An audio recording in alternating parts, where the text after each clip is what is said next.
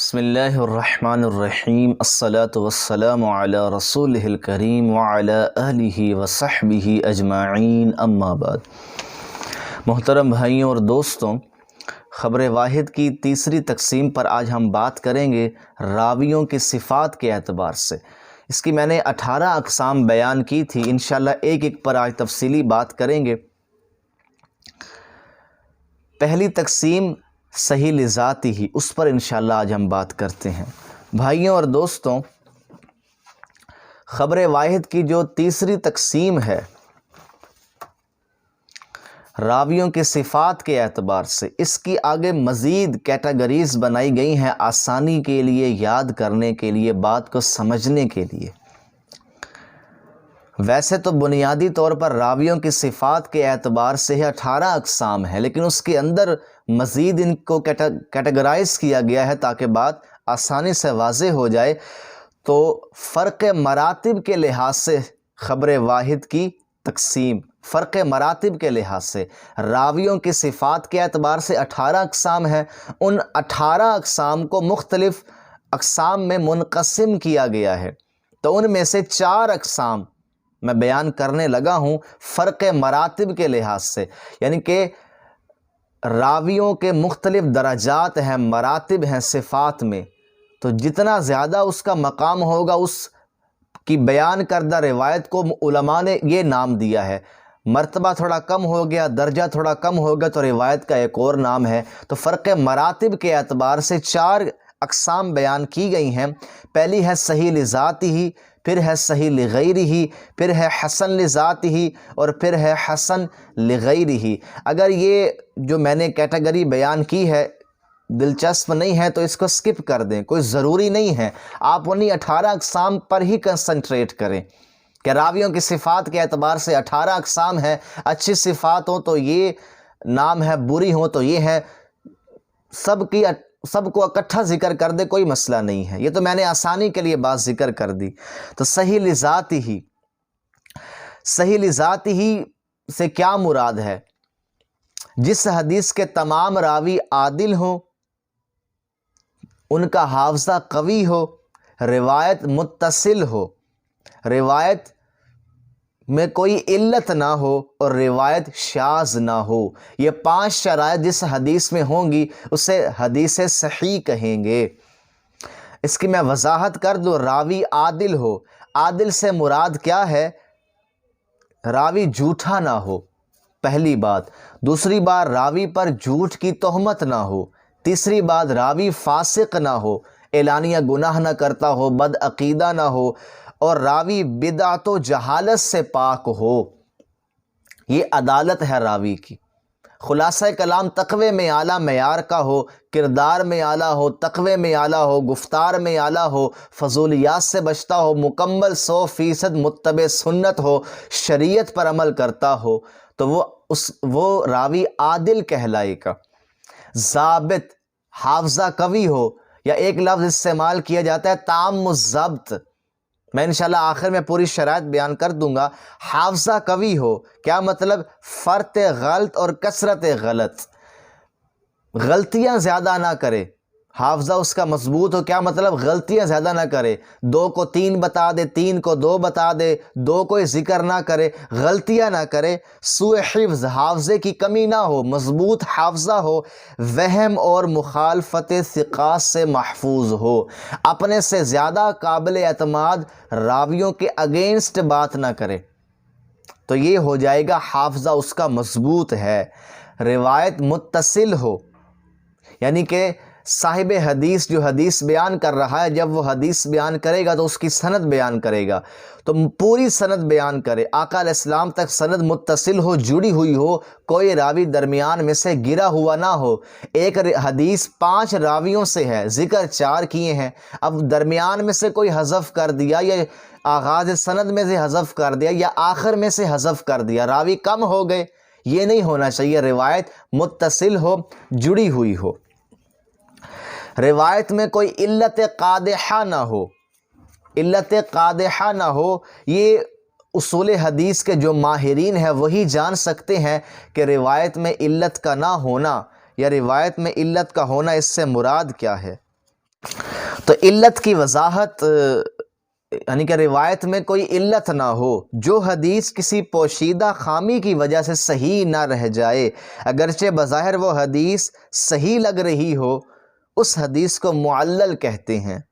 ایسی خامی پر کوئی بہت ہی ماہر محدث ہی باخبر ہو سکتا ہے، جیسے حدیث متصل بیان کی گئی لیکن اصل میں وہ مرسل تھی، یا حدیث مرفوع کو موقوف بیان کیا گیا، یا حدیث موقوف کو مرفوع روایت کیا گیا۔ یہ علت ہے۔ اکثر یہ اصول حدیث کے ماہرین ہی جان سکتے ہیں۔ مختصر میں نے ایک پیراگراف آپ کو پڑھ کے سنایا ہے، اور اس سے زیادہ وضاحت کی ضرورت نہیں، یعنی کہ اس میں کوئی ایسی خرابی ہوتی ہے جو ظاہر نظر نہیں آتی، تو صحیح حدیث میں وہ خرابی بھی نہ ہو۔ اور پانچویں ہے کہ روایت شاذ نہ ہو۔ شاذ نہ ہو کا کیا مطلب ہے؟ کہ ثقہ راوی اپنے سے زیادہ ثقہ راوی کی مخالفت نہ کرے۔ ثقہ راوی اپنے سے زیادہ ثقہ راوی کی مخالفت نہ کرے۔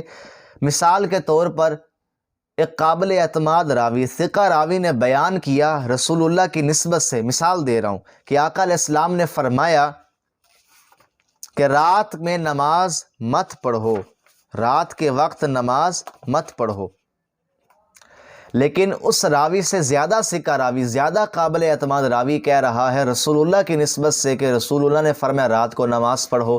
اب قابل اعتماد راوی اپنے سے زیادہ قابل اعتماد راوی کے اگینسٹ جا رہا ہے، تو یہ قابل اعتماد راوی کی روایت شاذ ہو جائے گی۔ تو صحیح حدیث میں یہ بھی نہ ہو، صحیح حدیث میں یہ بھی نہ ہو۔ تو یہ 5 شرائط جس میں پائی جائیں گی وہ حدیث صحیح لذات ہی کہلائے گی۔ اتصال سند، عدالت روات، تام الضبط، عدم شذوذ اور عدم علت، یہ 5 شرائط جس حدیث میں پائی جائیں گی تو وہ روایت صحیح لذات ہی کہلائے گی۔ تو بھائیوں اور دوستوں 5 شرائط ہیں: اتصال سند، عدالت روات، تام الضبط، عدم شذوذ اور عدم علت، تو وہ حدیث صحیح لذات ہی کہلائے گی۔ آگے ہے صحیح لغیرہ۔ صحیح لغیرہ، اس سے پہلے میں حسن لذات ہی لے لوں تو بات تھوڑی آسان ہو جائے گی۔ حسن لذات ہی سے مراد وہ حدیث جس میں تمام شرائط صحیح لذات ہی والی پائی جائیں، صرف حافظہ قوی والی شرط کے مقابل حافظہ تھوڑا کمزور ہو تو وہ حسن لذات ہی بن جاتی ہے۔ تام الضبط کی جگہ خفیف الضبط ہو تو روایت حسن لذات ہی ہو جائے گی۔ بات واضح ہو گی؟ اب آئیے صحیح لغیرہ کی طرف۔ حسن لذات ہی اگر متعدد اسناد سے روایت ہو تو وہ صحیح لغیرہ بن جاتی ہے، یعنی حسن لذات ہی پلس حسن لذات ہی از ایکول ٹو صحیح لغیرہ۔ بات واضح ہو گئی؟ بعض کے نزدیک تو یہ اصول ٹھیک نہیں ہے، لیکن اکثر اسی کو بیان کرتے ہیں، کیا کہ حسن لذات ہی میں حافظہ کمزور ہوتا ہے راوی کا، ایک سند ہے نا، لیکن یہی کمزوری متعدد اسناد میں پائی جائیں تو یہ سب مل کر صحیح لغیرہ ہی بن جائیں گی۔ کچھ علماء، موجودہ محققین اس کو صحیح نہیں مانتے، اور میری طبیعت کا میلان بھی کچھ اسی طرف ہے کہ حسن لذات ہی اپنے سے زیادہ معتبر رواة سے اگر آ رہی ہو تو پھر صحیح لغیرہ ہی بنے گی، یعنی کہ حسن لذات ہی میں جو کمی واقع ہوئی ہے وہ مضبوط اسناد سے دور ہو جائے تو پھر صحیح لغیرہ ہی بنے گی۔ اگر سب میں یہی کمی پائی جا رہی ہے تو پھر بعض کے نزدیک تو صحیح لغیرہ ہی بن گئی کہ حافظہ کمزور ہے صحیح لذات ہی کے مقابلے میں، تو یہ حافظہ کمزور والی جو خامی ہے یہ اور سندوں میں بھی پائی جاتی ہے، تو یہ ساری حسن لغیرہ ہی جمع ہو کر صحیح لغیرہ ہی بن جائیں گی۔ لیکن کچھ محدثین کہتے ہیں، موجودہ محدثین یہ کہتے ہیں کہ ایسا نہیں، معتبر راوی ہوں، معتبر اسناد ہوں، ان کو حسن لذات ہی کے ساتھ ملائیں تو یہ مل کر صحیح لغیرہ ہی بن جائیں گی۔ اور آخر میں حسن لغیرہ۔ حسن لغیرہ وہ ضعیف حدیث، یعنی کہ ضعیف حدیث عام طور پر جس میں حدیث صحیح اور حدیث حسن کی شرائط نہ پائی جائیں اسے حدیث ضعیف کہتے ہیں۔ یہ غالباً 18 اقسام میں ایک تقسیم حدیث ضعیف کی بھی ہے، تو اس کو چلو میں نے ساتھ ہی لے لیا، چونکہ آج ہم انشاءاللہ 18 کی 18 پر بات کریں گے۔ تو حدیث ضعیف جس میں حدیث حسن اور حدیث صحیح کی شرائط نہ پائی جائیں وہ ضعیف ہو جاتی ہے۔ تو ضعیف حدیث اگر مختلف اسناد کے ساتھ روایت ہو، جس کی متعدد سندیں ہو جائیں، تو یہ مل کر حسن لغیرہ ہی بن جائیں گی۔ کیا مطلب؟ اٹ مینس کہ ضعیف پلس ضعیف از ایکول ٹو حسن لغیرہ ہی، لیکن موجودہ محققین اس کو بھی صحیح نہیں مانتے۔ وہ یہ کہتے ہیں کہ حدیث ضعیف پلس حسن یا پلس صحیح، یا خلاصہ کلام ضعیف حدیث اپنے سے معتبر اسناد سے روایت ہو جائے۔ ایک مضمون بیان ہوا لیکن سند ضعیف ہے، وہی مضمون صحیح حدیث میں آ گیا یا حسن حدیث میں آ گیا، تو اب ضعیف حدیث کو تائید مل گئی معتبر سند سے، تو اب یہ حسن لغیرہ ہی بن جائے گی۔ آئیے اب چھٹی تقسیم ہے موضوع۔ موضوع وضع کر لینا، ایسی روایت جس کو روایت کرنے والا جھوٹا شخص ہو، ایسا بندہ کہ روایت کرنے والا جھوٹا شخص ہو، من گھڑت بات کو موضوع روایت کہتے ہیں، کہ ایسا بندہ جو رسالت مآب کی طرف جھوٹ کی نسبت کرے تو اس کی روایت موضوع کہلائے گی، من گھڑت کہلائے گی، یہ موضوع ہے۔ متروک، متروک کسے کہتے ہیں؟ وہ روایت جس کے بیان کرنے والے پر جھوٹ کی تہمت ہو، ثابت ہو جائے تو روایت من گھڑت ہو جائے گی۔ جھوٹ ثابت ہو جائے کہ یہ جھوٹ بولتا ہے تو وہ روایت من گھڑت ہو جائے گی، جو موضوع میں نے ڈسکس کی۔ لیکن متروک میں راوی پر جھوٹ کی تہمت ہے، ثابت نہیں ہوئی، فقط الزام ہے، تو اس کی روایت متروک کہلائے گی، قابل قبول نہیں ہے، ضعیف ہو جائے گی، ہرگز قبول نہیں کی جائے گی، ایکسیپٹیبل نہیں ہے، نان ایکسیپٹیبل ہے۔ آگے ہے شاذ۔ شاذ کیا ہے؟ جب ہم نے صحیح کے اندر بھی اس کو پڑھا ہے شرائط میں، شاذ کہ ثقہ راوی اپنے سے زیادہ ثقہ راوی کی اگر مخالفت کرے گا تو اس کی روایت شاذ ہو جائے گی۔ اور مثال میں دوبارہ عرض کر دوں کہ ایک محدث نے کہا، قابل اعتماد محدث نے کہا، آقا علیہ السلام نے فرمایا کہ رات میں نماز پڑھو، لیکن اس قابل اعتماد محدث سے زیادہ قابل اعتماد محدث نے کہا کہ رات میں نماز نہ پڑھو۔ اب قابل اعتماد اور اس سے زیادہ قابل اعتماد میں اختلاف ہو گیا، تو جو اختلاف ہو رہا ہے ختم کیسے کریں گے؟ ہم زیادہ قابل اعتماد کی بات کو مانیں گے چونکہ وہ اس سے زیادہ قابل اعتماد ہے، اس کی روایت ہو جائے گی محفوظ، اور نیچے والے کی روایت جو قابل اعتماد اس کی ہو جائے گی شاذ، چونکہ یہ مخالفت کر رہا ہے اپنے سے زیادہ قابل اعتماد کی۔ تو شاذ اور محفوظ دونوں کو ڈسکس کر لیا۔ آگے بھائیو منکر اور معروف، یہ راویوں کی صفات ہیں، اچھی بری اسی کے اعتبار سے کیٹیگری ہو رہی ہے۔ منکر اور معروف، منکر کیا ہے؟ کہ ضعیف راوی ثقہ راوی کی مخالفت کرے۔ شاذ اور محفوظ میں کیا تھا؟ کہ ثقہ راوی اپنے سے زیادہ ثقہ راوی کی مخالفت کرے، قابل اعتماد اپنے سے زیادہ قابل اعتماد کی مخالفت کرے۔ یہاں کیا ہے؟ ضعیف راوی ثقہ کی مخالفت کرے۔ اب ایک ضعیف روایت ہے کہ حضور کی طرف ایک محدث نے حدیث بیان کی، حضور کی طرف اس کی نسبت کی کہ انگور نہ کھاؤ، مثال کے طور پر روایت ضعیف ہے، لیکن ثقہ روایت ہے، صحیح روایت ہے کہ انگور کھاؤ۔ تو اب ہم کیا کہیں گے کہ یہ ضعیف سند کے ساتھ جو بات ہے کہ انگور نہ کھاؤ، اس نے مخالفت کی ثقہ روایت کی، لہذا اس کی روایت منکر ہو جائے گی، چونکہ یہ ثقہ کی مخالفت کر رہا ہے اور خود ضعیف ہے، اس کی روایت منکر ہو جائے گی، اور جو صحیح روایت ہے وہ ہو جائے گی معروف۔ یہ معلل کی وضاحت اس کو میں نے اس صحیح لذات ہی میں اس کو ڈسکس کیا ہے، تو دوبارہ ڈسکس کرنے کی ضرورت نہیں ہے۔ معلل کیا ہوتی ہے؟ مضطرب۔ تو اب ہم مضطرب کو ڈسکس کر لیتے ہیں۔ ایسی حدیث جو متعدد اسانید سے مروی ہو اور تمام اسانید قوت میں برابر ہوں، لیکن اس کی سند میں راویوں کے درمیان ایسا اختلاف واقع ہو جس کا دور کرنا ممکن نہ ہو، چاہے یہ اختلاف تقدیم و تاخیر میں ہو یا متن کی کمی اور زیادتی میں ہو یا اس کے علاوہ کسی اور معاملے میں ہو۔ اس کو اگر آپ آسان الفاظ میں سمجھنا چاہیں تو آپ یوں سمجھیں مضطرب وہ حدیث ہے جس کی سند یا متن میں ایسا اختلاف واقع ہو کہ اس میں ترجیح یا تطبیق نہ ہو سکے۔ ایک ہی مضمون کئی سندوں سے ہیں لیکن اختلاف اس میں پایا جاتا ہے، کوئی کہتا ہے رات ہے، کوئی کہتا ہے دن ہے، کوئی کہتا ہے حضور مسجد میں، کوئی کہتا ہے نہیں حضور مسجد سے نکلے، کوئی کہتا ہے ام سلمہ کے گھر داخل ہوئے، کوئی کہتا ہے نہیں عائشہ کے گھر میں داخل ہوئے۔ اس طرح گڑبڑ ہو گئی ہے اور کسی ایک حدیث کو ترجیح دینا یا دونوں میں مطابقت پیدا کرنا مشکل ہو گیا تو یہ اضطراب کہلاتا ہے، تو یہ حدیث مضطرب کہلائے گی۔ جو پچھلے میں نے پیراگراف پڑھ کے سنایا اس میں تھوڑی وضاحت ہے اور یہ تھوڑا مختصر جملہ ہے، آسانی کے ساتھ سمجھ میں آ جائے گا۔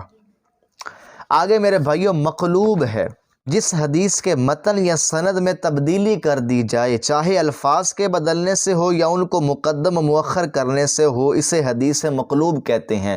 یعنی کہ راوی تیسرے نمبر پر آنا تھا دوسرے نمبر پہ ذکر کر دیا، یا الفاظ میں ہیر پھیر کر دیا، یا بھول کر ایک راوی کی جگہ دوسرا راوی رکھ دیا، تو یہ مقلوب کہلائے گی، یہ حدیث مقلوب کہلائے گی۔ آگے ہے مصحف۔ مصحف اس حدیث کو کہتے ہیں جس کے ثقہ راویوں سے منقول الفاظ یا معانی میں غلطی سے تبدیلی کر دی گئی ہو، غلطی سے تبدیلی کر دی گئی ہو۔ مجرم لکھا تھا نقطہ ڈلا نہیں، محرم بن گیا، تو یہ مصحف کہلائے گی۔ زیر زبر کا فرق آ گیا، زبر ڈالنی تھی زیر ڈال دی، اسے کہیں گے مصحف، تو یہ بھی ضعیف کی ہی ایک قسم ہے۔ مدرج، پہلے مدرج کو لے لیں ترتیب کے لحاظ سے، مصحف، اور اب آئیے مدرج۔ مدرج وہ حدیث ہے جس میں کسی جگہ راوی اپنا کلام درج کر دے، اپنا کلام درج کر دے، وہ مدرج روایت کہلائے گی۔ کیا مطلب؟ رسول اللہ کی حدیث بیان کی، اب وہ حدیث بیان کرنے کے بعد راوی حدیث کی وضاحت کر رہا ہے، لیکن وضاحت میں اظہار نہیں کر رہا کہ میں بات کر رہا ہوں۔ سننے والا تو یہی سمجھ رہا ہے کہ یہ حضور کا ہی فرمان ہے، لیکن وہ اس میں اپنا کلام خود داخل کرنے سے کیا مراد؟ اگر وہ کہہ دے کہ میں کہہ رہا ہوں پھر تو داخل کرنا نہ ہوا، لیکن وہ یہ لفظ بعض جگہ بولتا ہے بعض جگہ نہیں بولتا، تو راوی کی بات اور حضور کی بات یوں مل جاتی ہے، تو اس روایت کو کہتے ہیں مدرج روایت۔ راوی اپنا کلام درج کر دے تو اسے مدرج روایت کہیں گے۔ اور اب آئے گا محرف، وہ حدیث جس کے اندر شکلاً تغیر ہوا ہو اسے محرف کہا جاتا ہے۔ تحریف اسی سے نکلا ہے کہ الفاظ میں تبدیلی کر دی جائے، تو یہ تحریف ہے، شکلاً تغیر پیدا ہو جائے تو اسے کہیں گے محرف، یہ حدیث محرف ہے۔ اور آخر میں المزید فی متصل الاسانید، وہ حدیث جس حدیث کی متصل سند میں کسی راوی کا اضافہ کر دیا جائے، اس حدیث کو المزید فی متصل الاسانید کہیں گے۔ 5 راویوں سے ایک حدیث بیان ہوئی، ذکر 6 کر دیے، 7 ذکر کر دیے، 8 ذکر کر دیے، تو وہ المزید فی متصل الاسانید ہو جائے گی، یہ بھی ضعیف ہوتی ہے۔ تو یہ 18 اقسام میں نے آج آپ کی خدمت میں پیش کی تفصیل کے ساتھ۔ کمنٹس میں ضرور بتائیں بات وضاحت کے ساتھ بیان ہوئی یا کچھ اور وضاحت درکار ہے۔ تو یہ راویوں کی صفات کے اعتبار سے خبر واحد کی تیسری تقسیم پر میں نے بات کی ہے۔ انشاءاللہ نیکسٹ لیکچر میں چوتھی تقسیم پر بات کریں گے، سقوط و عدم سقوط، اور 5ویں قسم معمول بھی اور غیر معمول بھی پر بھی بات کریں گے۔ وما علینا الا البلاغ۔